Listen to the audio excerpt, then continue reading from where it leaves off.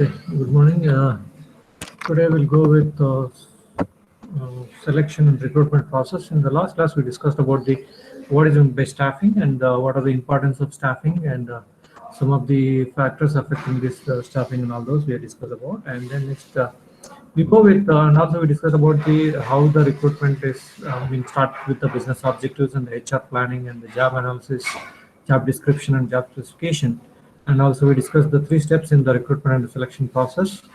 And coming to the sources of recruitment. So generally, the sources of recruitment means how, and what are the sources to recruit a particular employees. Either it may be through internal sources as well as it may be through external sources. There are two sources we can say sources of recruitment, and one is the internal sources of recruitment. The other one is the external sources of recruitment.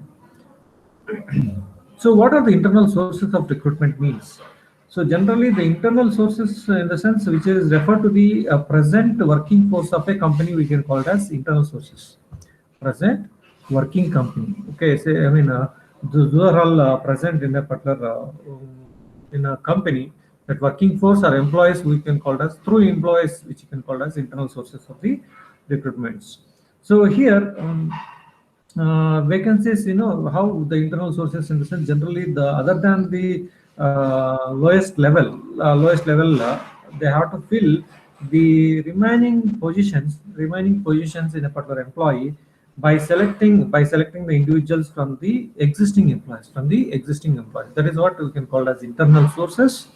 And here we can find out what are the different internal sources of recruitment can happen. So that is job posting and bidding. So promotions and transfers, as we told that the other positions other than the lower levels, so which can be filled through promotions and transfers. And employee referrals is also one of the internal sources of recruitment. So the internal employee can refer a particular job through his contacts. So that is what we can call as employee referral. And recruiting former employees and applicants, say for example some of the posts which need to be filled, we can take the former employees also for this filling of that position. And also the former applicants who have applied for this particular company, from that applicants also we can re-recruiting the from the former applicants and as well as former employees. And the internal recruiting database is also one of the important, because we'll be having the database who have applied for the company and so on. So earlier, and same the database can be used for resources of recruitment. So these are the we can say the sources of internal sources of recruitment. And the advantages, if you look at this advantages of internal sources in the sense, we can say moral of promotee and as well as better assessment of abilities and lower costs for some jobs. And because we can promote the internal existing employees also, so it is a lesser cost for some jobs, and motivator for good performance. Those who are performing a better way, then you can give some kind of promotion in the form of a motivation kind of thing. So causes a succession of promotions, and also have to hire only at the entry level.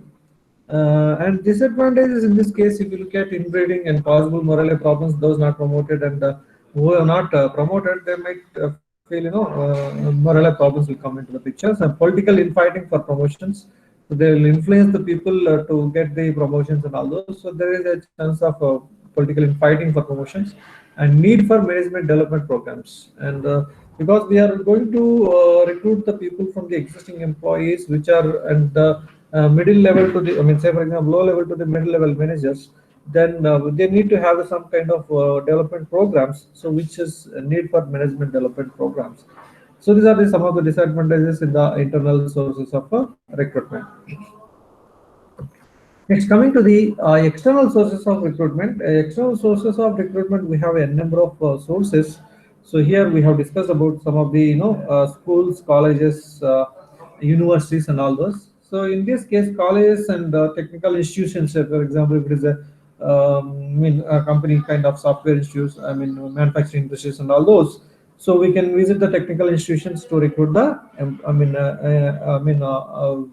to recruit the people for the company organization. So there is external resources, external sources for recruitment is schools, colleges, and universities, labor unions, media sources, of course, employment agencies. So that is the, we can say, agencies which you can go through consultancy centers. Consultancy centers also we can call it as employment agency.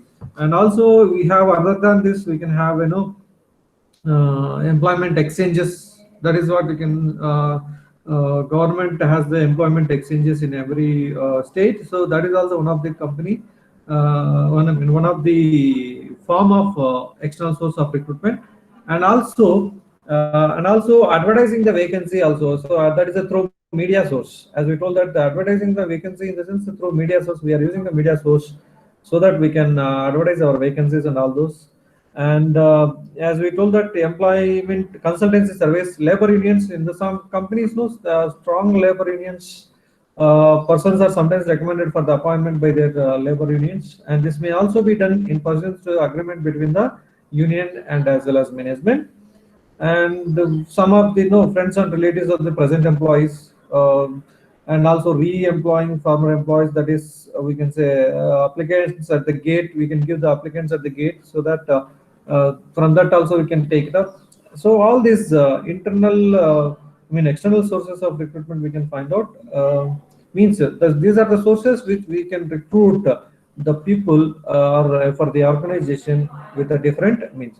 So these are all the four: labor unions, media sources, employment agencies, schools and colleges and universities, or we can call it as external sources of recruitment. Next, when you say this, what are the advantages of this external and internal, external sources? We can say the new blood brings new perspectives, of course. So we can, rather than taking the internal sources of recruitment, if we go for the external sources, we can find the new blood brings into new perspectives, and cheaper and faster than training, because we need some of the trainings in the case of internal sources, that is management development programs and all those. So is that the external people, if you go for then already trained, and then we can recruit the already trained people, so it will become cheaper and faster than training. And professionals we can recruit through external sources, and no political supporters in the company. So because they don't have any relationship with the other outside people, so no group of political supporters in the company, and the organizations already may bring new industry sites. And these are some of the disadvantages also related to these external sources. May not select the someone who will fit the job or organization. Sometimes, okay, it may we may not select the right people for the right job. Also, sometimes may cause morale problems for the internal candidates, and also which are not selected, of course. And the longer adjustment or orientation time. So it takes time to adjust with the existing environment, working environment. So that is also one of the disadvantages with the external sources. And see here, if one more method also we can use, that other than this internal and external resources, sources of recruitment, we can go for what you call internet recruiting methods. We can go for internet recruiting methods. So internet recruiting method is also, we can use this job portals. We can use the job boards or job portals, Monsters and in Expo, some of the websites we have mentioned here, careerbuilder.com and all those. So hotjobs.com, manpower.com. So there are so many websites we have as a job portals. That is also one of the methods. These organizations will go and then choose the employees or choose the persons. And also employer websites. Some of the companies, they have their own websites to as a career tab column, So in the career tab column, you can just click on that career tab column. You can apply for any vacancies in that particular organization. So that is also the employer websites. Also, they are providing now with a one more column called career column. Okay. So if you look into some of the companies or organizations, you might find this employer websites also. So internet recruiting method is also one of the kind in selection recruitment process. They can use any kind of these methods which you have discussed. And here the internet recruiting is a cost savings and time savings and expanded pool of applicants. We will get the globally, when you use this internet, we can get the expanded pool of applicants, because globalized, because the website internet, in sense, it is a globalized, so we can get a number of people And also cost savings and as well as time savings. No need to go to the current location, physical, and then conduct a test and then recruit the people. So these things will be saved. So cost savings, time savings, and disadvantage in this case, we may not get more qualified applicants in this case, and because there will be a additional work for the HR staff members. Many applicants are not seriously seeking employment. Just they will just throw the resume in the web portals and all those. So serious applicants are serious people will not get in this case, and access is limited or unavailable to some of the applicants. Of course, these are the disadvantages of internet recruiting methods. And see, recruiting evaluation, how the recruiting evaluation is going to be taken place.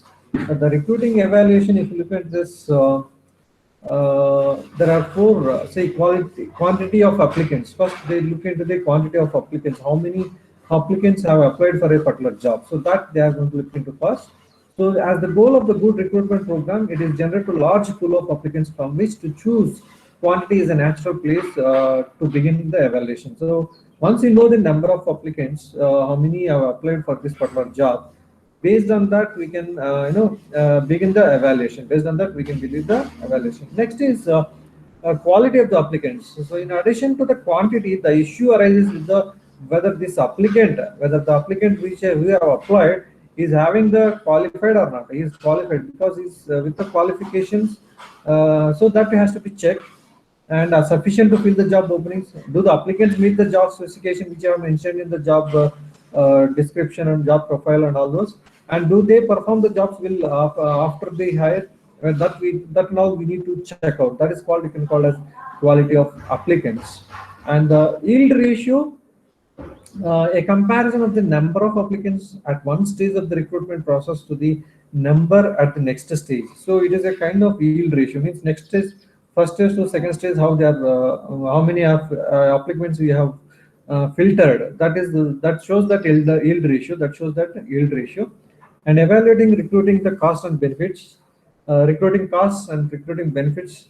So in cost benefit analysis, to evaluate the recruiting efforts, cost may include both the direct cost as well as indirect costs. So direct cost is nothing but which are involved in the advertising and as well as how much salary we need to give, and then is there any third party is there. If there is consultancy is there, then we need to pay the consultancy as well.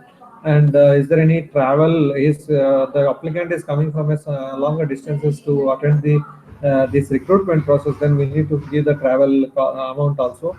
So indirect costs which are involved is public relations and the operating managers and all those who are involved in the particular recruiting process. All this will be taken into consideration, evaluating the recruiting costs and benefits. So this is how the recruiting evaluation is going. First, they are going to look at the quantity of applicants, and then quality of the applicants, then the yield ratio, then cost benefit analysis to evaluate the recruiting process. And the simple example which I have mentioned here. So suppose if a company, see recruiting evaluation using the yield ratios to determine needed applicants. So see, there are 300 applicants have applied for a particular job, and you look at this at the last, there are only 25 hiring has taken place. So 50 offers have given and 25 hires have taken. So the yield ratio is going to be here, number of one stage to the next stage. So this is the third stage and this is the fourth stage. So the yield ratio which I have talked about here, a comparison of the number of applicants,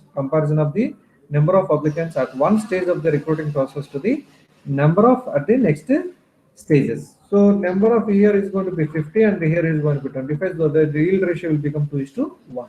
Likewise, 300 applicants to 100 final interviews, because from these applicants we have come out with the 100 final interviews. That the 3:1 ratio they have taken. Yield ratio is also very important in each stage. How much is we are going to filter out? How much we are going to filter out? So among the 100, once again 50% means 2:1 ratio. We have taken the 2:1 ratio to give the offers for after 100 final interviews. So then after 50 offers, then we have hired only 25 people. So this is how the yield ratio will be calculated in the needed applicant, to determine the needed applicants. And basic selection criteria. So what is the basic selection criteria is, we'll look into this before going to the start the recruitment or selection process. So formal education, whether the fellow who have applicant, the applicant is qualified, a minimum qualification even through education. That is what formal education. Maybe it is a bachelor's degree or secondary education, or it may be depends on the SSC or SSLC. So what kind of education is, what is the what is the criteria for our job role? So whether he is meeting this criteria or not. So that is the first thing which you need to look at, the formal education. And then after meeting this job formal education and all those, then we can go for the experience and past performance. So what experience that the applicant has, whether it is suits that particular job role which I am offering. So that and all will be checked, and the experience and the past performance, where he has worked and how he has worked, what is his performance, all this will be checked in the second. Then physical characteristics and as well as personality characteristics all will be tested. All will be tested. So this is how the basic selection criteria will be taking place. Some sample. Okay, this is how the selection process in any organization will be checked out. So if you look at here, first and foremost thing is initial screening. Initial screening in the sense, as we told, that the basic selection criteria, formal education or basic qualification for that particular job role. So initial screening, suppose if he is meet the minimum qualification, see if he meets the minimum qualification, then he passes that particular initial screening. Then immediately it goes to the next state. If it is not meeting, then see fail to meet the minimum qualification, then the applicant will be rejected. See, if you look at here, the applicant will be rejected here. Then suppose this initial screening is passed, then he will move to the completed application. So he is going to be taken. I mean, we need to check whether the job application is meeting our job specification, is meeting our job description, whether it is complete thing is done or not. So if it is done, then automatically then he pass this completed application, then we'll move to the employment test. So then if he's not done this what you call completed application, so he failed to complete the job application, or failed the job specification also, so then he is going to be rejected. The applicant is going to be rejected. Then is in the third stage, employment test. So employment test, there are different tests which are going to discuss in the next coming slides. So different tests will be conducted by the different organizations. So if the test is passed, then he will go to the next level. If the test is failed, say for example fail the test, then automatically you reject the applicant. Next is after once the test is passed by any applicant, then the next level is comprehensive interview. So if the comprehensive interview is means is going to be undergo almost all the technical or some of HR, or it may be anything. So it may be comprehensive interview can be taken to judge the particular applicant. So if he pass that comprehensive interview, then there will be a conditional job offer. There is a conditional job offer will be the next level of this after comprehensive. If he failed this interview, that is, if he failed to impress the interviewer, or if he is not meeting the job expectations, then we can reject the organizations will reject the applicant. So as I told that if he passed the comprehensive interview, then in the next level is going to be the conditional job offer. So what does this conditional job offer means? So here the first stage is going to be background examination if required. I mean, some of the companies, some of the organizations will be checked for the background verification. We can call it as background verification. So it may be academic verification, or it may be a past experience where you have worked, or whether you worked or you are just shown the fake experience and all those. So for that, this is called as background verification. If required, they will take this step, that this conditional job offer. After giving you that background verification will be there. If we pass this background verification, then you will go for the physical test or medical test, medical examination or physical examination. If required, we go for the medical, because some of the say for example government sectors, government employees, I mean in the army, and or if you want to go for army, or if in Indian Air Force, or in a technical side also, they need to go for medical or physical examination check. So medical and physical examination check is required. So once you pass this, then you will be get the permanent job offer. So even if you fail, even if passed all the levels, you pass the comprehensive interview levels, test level, and everything is done. Background verification is also good, but you fail in this medical or physical examination for some of the, not for all the organizations they will check, but some of the organizations they are very much essential for this medical and physical examination. If you fail, if you are not fit for that, so then they are going to reject the applicant at this stage also. At this stage also. So that is why I see here unfit to do the essential elements of the job, then reject the applicant. And one more conditional offer, if you don't have this background verification, if required, I told, and straight away you can give the permanent job offer. Okay, and sometimes some of the companies will ask for the medical or physical examination if required on the conditional job offer also. So this this dotted line also can be given to the second bar. So here, so permanent job offer will be given after passing all these stages. After passing all these stages, so this is how any selection process is going to be started. So started with the initial screening. Started with the initial screening, and then move on. You have test, comprehensive interview, then background verification, physical test, and all those will be coming to the picture. So next we'll move to the selection methods. What are the different selection method we have? So as we told that here the screening and all this testing can be done here. So testing is one of the selection method. Okay, first there are three most common methods which are used for selection of any particular applicant. So one is the testing, gathering information, and interviewing. So we'll discuss one by one what is meant by testing. So testing in the sense where we are going to measure the knowledge, skill, and ability, as well as the other characteristics such as the personality traits. So these are all will be tested. These are all will be tested in the testing phase. So as I told that the testing will be a different test. It may be a cognitive ability test, personality test, physical ability test, integrity test, and drug test, and as a work sample test. So all these tests will be taken care. So it's all the organizations will be conducting this kind of tests, this kind of tests, employment test we can call it as, and also we can call it as aptitude test. We have you might have heard about this aptitude test and okay, what you call analytical tests, technical aptitude test, and all those might be heard about it. So that kind of test will be conducted in all the recruitment process, in the selection process, recruitment and selection process. Some of the tests, interest test, intelligence test, okay, then physical ability test, personality test, all this will be carried out. Then cognitive ability testing, in the sense it measures the learning, understanding, and ability to solve problems. So whether the employer applicant is have the learning ability, or have the understanding ability, or he has the ability to solve problem. That is what you can call it as intelligence test. We can call it as cognitive ability testing. So the test which you conduct, intelligence test is nothing but which you can call it as cognitive ability. So it is a measure of, the intelligence test is nothing but it is a measure of an individual's capacity of reasoning and as well as verbal comprehension. So generally it is used in this selection process. That's what we're discussing about. And classification of workers for almost every kind of job, from the unskilled to the highly skilled, also we can conduct this kind of intelligence test. So intelligence test is a measure of individual's capacity of reasoning and verbal comprehension.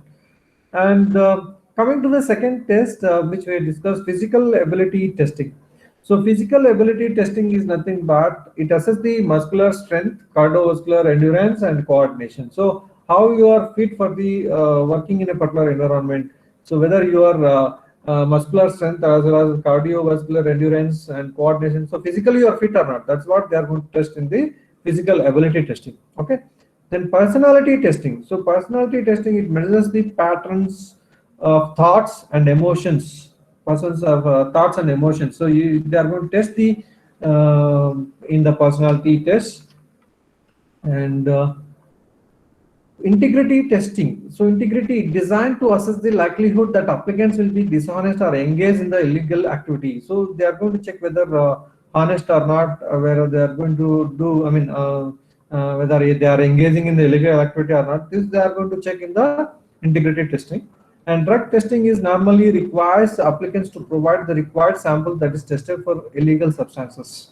Okay, so that is also one of the things they are going to check out. And coming to the work sample testing measures the performance on some elements of the job. So they might give you the some small kind of, say for example, if you are looking for a software company, so they might ask you to give a small sample coding. So on a particular, or they might ask you to write the algorithm or write code on this particular some work they might give you, sample of work. So that measures performance on the some elements of the job. And so here I have given a some what you call a sample test sample, how they are going to give the personal test sample questions. So some of the things just I have mentioned here just to go through it. And second one, the three common methods we are discussing about that. One is the testing and information gathering. So in the second method of is going to be a gathering the information. So which include the application forms, and resumes, biographical data, and reference checking. All this regarding to a person will be involved. Next is application forms and resumes. Generally, the application form which gives the information about a particular applicant. Resumes is also gives a lot of information about the applicant. So what kind of information we are gathering from these application forms and the resumes is, generally we ask for the information such as address, phone number, education, work experience, and special training and all those. And at the professional level, similar information is generally presented in the resumes. And coming to the biographical data, so historical events that have shaped a person's behavior and identity is also mentioned in the biographical data. Then reference checking. Of course, if you have mentioned any references in the resumes, that have to be organization is going to be contact the references which are mentioned in the resumes. So involves contacting the applicant's previous employers, or maybe a teachers, or maybe a friends, or to learn more about the applicant issues with reference checking. So to understand better the how he was performing and all those, to check his performance and all those. These organizations contact the references which you have mentioned in the resumes. And finally, third common method in the selection process is interviews. So then we are going to conduct the interviews. Why the interviews conducted is generally without, some of the organizations directly they will call for the interviews also. The interview is the most frequently used selection method, and interviewing occurs when applicants respond to the questions posted by the manager or some other organization representative. We can call him as a interviewer. So how you are responding to the questions which are asking by the interviewer or a manager, whoever may be. So that is also based on your response, then you will be selected. So typical areas in which the questions are posted include the education, experience, knowledge of job procedures, mental ability, personality, communication ability, social skills. So they are going to test by posting the questions. In the interview is based on what and all you are going to test is nothing but knowledge of job procedures, how your mental ability, and how your personality, how your communication skills, and as well as social skills. All this will be tested through interviews. So these are the common three methods which we can use in the selection process. Next, so types of interviews. When you talk about these interviews, there are different types of interviews. One is structured interviews and unstructured interviews. So structured interviews in the sense which is situational interview as well as behavioral interview. So we can talk about this interview point of view. There is a structured interviews which is in a formal way, and unstructured interviews just we can call it as initial interview is a unstructured interviews. Initial interviews will be a unstructured interview. Just the applicant will be called for the initial interviews. That will be taken as unstructured interviews. Then, see, in the structured interviews, we use the list of predetermined questions. All the applicants are asked the same set of questions that we can call as a structured interviews. There are two types of structured interviews. One is the situational interview. That's what we discussed here. Situational interview and the behavioral interview. In the situational interview, that is in which the interviewer asks the questions about what the applicant would do in that particular situation. So if the applicant, say the manager may ask, if you are in that particular situation, or if you are in that place, or if you are in that situation, what kind of solution you can give? That is what you can call as situational interview. So in which the interviewer asks the questions about what the applicant would do in a hypothetical situation. And behavior interview, in which the questions focus on the applicant's behavior in the past situations. So based on his behavior, means behavioral interview means how he was behaved in the past situation. So the questions are going to be framed on that. Then unstructured interviews, open-ended questions are used, such as, tell me about yourself. It's not structured questions. It's an open-ended question. It is a open-ended question. So there is no scope. I mean, we need to talk about whether I have to talk about my education, or whether I have to talk about myself, or whether I have to talk about my habits. So it is an open-ended question. So you need to give. Tell me about yourself, in the sense we need to discuss. I mean, you need to discuss about completely about yourself. It is an unstructured interviews, and this allows the interviewer to probe and pose different sets of questions to different applicants. So where here I can ask about your education, or I can ask about your past experience, or I can ask your habits and all those. So these are all the interviewer can pose a different set of questions of to the different applicants. That is what you can call as unstructured interviews.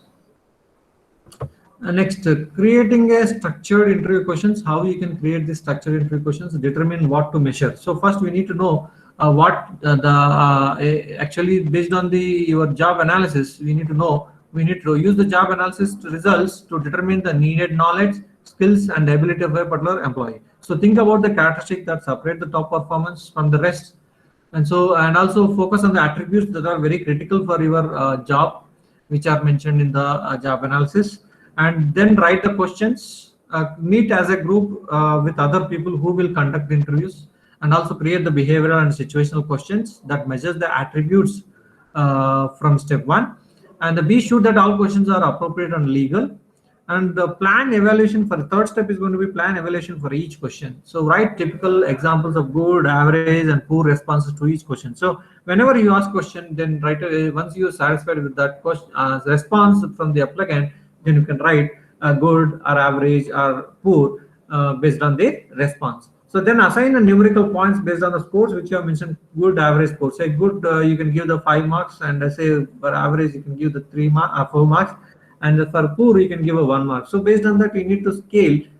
You need to give the numerical point scores to the typical answers, and also make sure that everyone who will interview agrees on the evaluations. Who are all in the panel, they are all going to agree your scores. So these are some of the types of employment interview questions. So behavioral questions, say for example, ask the applicant to describe actions in a particular past situation. That's what we told in this. And also situational questions. So it's a possible, say for example, it is often necessary to work together in a group, accomplish stuff. Please tell me about the most recent experience you had working in a group. That is one question which talks about the behavioral question. And if he gives the last of conflict, the other members are ineffective, then we can give the poor response. I did all the work myself, then we can say it is average response. We work together, we can call it as a superior response. Okay, so this which we can talk about superior response means, say for example, the applicant has given the response, yes, we worked together in particular, say for example, carrying out that particular task. So we work together. So if you say like that, then that is a superior response. The interviewer can give so it shows that it is a teamwork. So here average response is I did all the work myself means, of course, he have the ability to work individually also, but you are not having the ability to work in the group. So that is why the response has mentioned is as average response, because he has clearly mentioned, I did all the work myself. So you should not, if you say like that, then if you are testing the team, see here, you are going to work here. It is often necessary to work together in a group. So he is working, he is trying to judge you on the teamwork. So when he is testing on the teamwork, if your response is like this, that's why he has mentioned average response. And poor response is going to be loss of conflict, and the other members were ineffective. Like that, if you are going to mention, so see, the others are not working. I'm only doing work. So like that, if you are mentioning, then is a the response is going to mark as a poor response. So this is how they are going to situation. Say suppose a customer comes into a store where you work to pick up a watch he left for repair, and the repair was supposed to have been completed in a week ago, but the watch is not yet back from the repair shop.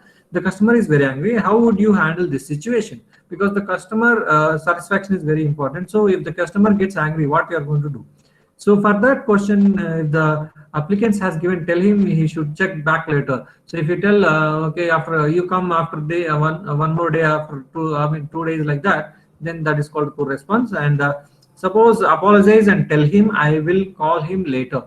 So if he says, the applicant says first he is going to apologize, and for that what he has not, because he has committed to do the repair, but he has not done on time. So for that he has to apologize and tell him that I will call him later. So that is gives a little bit taken as a responsibility, so that the interviewer will be looking to that he's okay.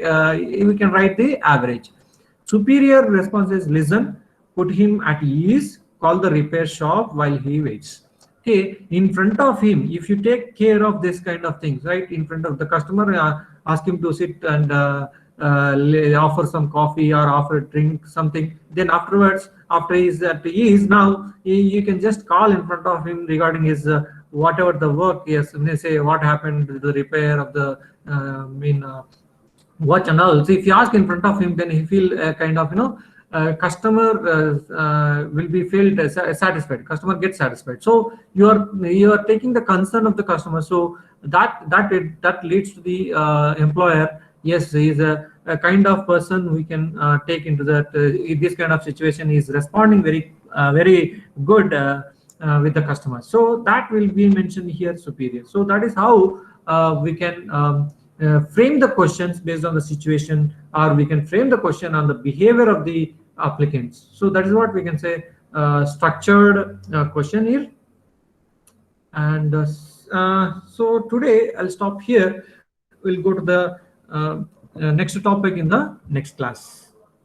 So this so please enter the USN in the chat box and go to the classroom, Google Classroom, and then attend the quiz.